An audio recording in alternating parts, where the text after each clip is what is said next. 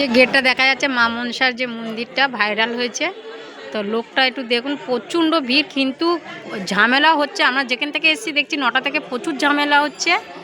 তো একবার বলছে নেবো পুজো, একবার বলছে পুজো নেবো না, পুলিশ যাচ্ছে আবার আসছে ফেরত।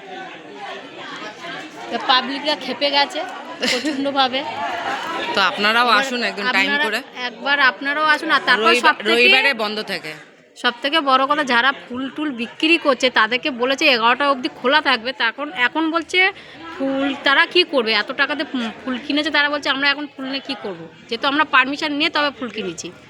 এখন বলছে আমরা কি করবো, তাহলে আমাদের রিটার্ন দাও টাকা। দূর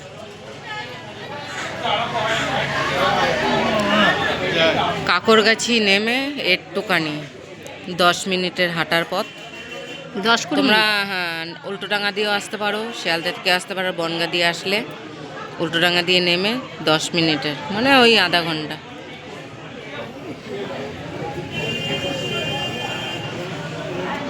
আরও উঠে লোকগুলো দেখা, প্রচুর ভিড় হচ্ছে।